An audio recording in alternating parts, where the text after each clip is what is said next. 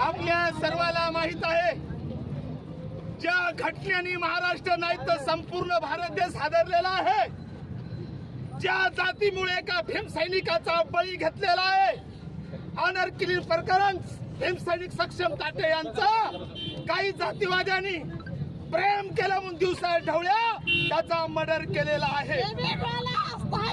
प्रश्न असा आहे, जो खून झालेला आहे त्यातील 6 आरोपी अचल मामिडवारचे आई वडील भाऊ इत्यादी इत्यादी हे जेलमध्ये गेलेत। पण जेव्हा आम्ही अचलची भेट घेतली तेव्हा तिने सांगितलं, किती तारखेला मर्डर झाला? 27 तारखेला जेव्हा मर्डर झाला, अचलला तिच्या घरच्या इतवारा पोलीस स्टेशनला घेऊन गेलेत। खोटी केस सक्षम वर्कर म्हणून झालं काय? झालं असं, जेव्हा अचल पोलीस स्टेशनला गेली हिच्या घरचे सांगत होते खोटी तक्रार दे, हिने स्पष्ट नकार दिला, तेव्हा त्या ठिकाणी कर्तव्यावर उपस्थित असलेले एक पोलीस कर्मचारी माई दासरवार आणि दुसरा पोलीस कर्मचारी धीरज कोमलवार त्या ठिकाणी उपस्थित होते। ते अचलचे नातेवाईक होते, ते आरोपीचे नातेवाईक होते, ते आरोपीच्या जातीचे होते।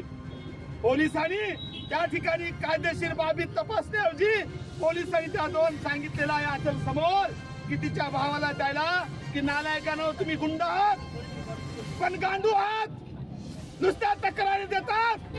ते पोरग हलक्या जातीचा आहे, आपण मोठ्या जातीचे आहोत, जा त्याचा मर्डर करून या, मी बघून घेतो, हे दोन पोलीस कर्मचारी म्हणालेले आहेत। घटना घडली 11 ते 12च्या दरम्यान। त्या ठिकाणून आता हे पोलिसांनी त्याच्या माइंड मध्ये भरून टाकलं, तेव्हा तो चिडला, पागल झाला आणि अचलच्या हातचा मोबाईल घेऊन त्यांनी पोलीस स्टेशन मध्ये फोडून टाकला गेला आणि 4 घंट्यात मर्डर केला। माझ्या भावाने तुम्हाला माहित आहे असंच प्रकरण बीडला घडलं, संतोष देशमुखच्या भावाचा मर्डर झाला। मास्टर माइंड कोण होता? वाल्मिक कराड होता, ज्याने प्रत्यक्ष खून केला नाही, पण त्या प्रकरणात तो मुख्य आरोपी होता। आमचं स्वतःचं मत आहे की हिच्या भावाच्या मनात बापाच्या मनात खून करण्याचं नव्हतं, हे भरविण्याचं काम त्या दोन पोलिसांनी केलं, म्हणजे मास्टर माइंड आहेत, त्यांच्यावर कारवाई करा। आम्ही नुसता आरोप केला नाही, सुप्रीम कोर्टाचं जजमेंट 2018 असेल, 20 असेल, 24 असेल, त्यांनी सांगितलं प्रत्येक पोलीस स्टेशन मध्ये सीसीटीव्ही ठेवणे बंधनकारक आहे, त्याचा ऑडिओ त्याचा व्हिडिओ 18 महिन्यापर्यंत ठेवणे बंधनकारक आहे। आम्ही सांगितलं सीसीटीव्ही फुटेज बघा, त्याचे ऑडिओ बघा, त्याचे लोकेशन बघा, त्याचा सीडी बाहेर बघा, पण हे नालायक भाडकाव हप्त्याचे पैसे खाणारा एसपी, तो नालायक मटक्याचे गुटक्याचे पैसे खाणारा एसपी, आम्हाला वाटलं एसपी कर्तव्य दक्ष आहे, पण 8 ते 10 दिवस झाले त्या दोन पोलिसवर कारवाई करून आमच्या अचल आणि अचलची आई सक्षम ताटे आणि तक्रार देवली, आजपर्यंत काही कारवाई झाली नाही, म्हणून ठरल्याप्रमाणे आज आत्मदहन करण्याचा प्रयत्न केला। पोलिसांनी या ठिकाणी आले पण कारवाईची कोणी दखल घेतली नाही, आजपर्यंत कोणी आलं नाही, हे जातीय भावनेतून केलं, म्हणून आजची आमची मागणी आहे की संबंधित ज्याला ज्याला आम्ही तक्रारी दिल्या त्या सगळ्या नालायक हरामखोर अधिकाऱ्यावर 18 दाखल करा, हा सुद्धा आमची आजची नवीन मागणी आहे।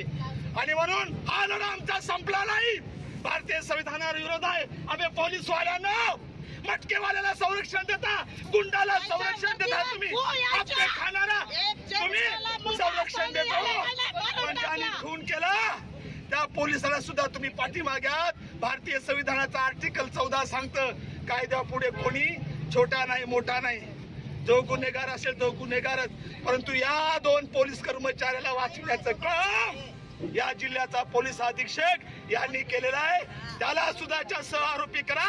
हा दादासाहेब शेळके भीम टायगर सेनेच्या वतीने मागणी करतो, त्याला या प्रकरणात 302च्या प्रकरणात पोलीस अधीक्षक DIG DYSP संबंधित जे जे असतील त्यांनाही या 302 मध्ये सह आरोपी करा। फक्त हे दलितांचं बौद्धांचं प्रकरण असल्यामुळे 10 दिवसात कोणीही आमच्या पत्राची साधी दखल घेतली नाही।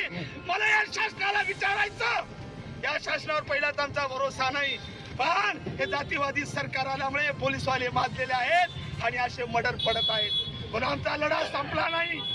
हा तुम्ही आमचा आवाज दाबला पोलिसांनो, उद्या सुद्धा परत निवेदन देऊन आम्ही आत्मदनाचा इशारा करू.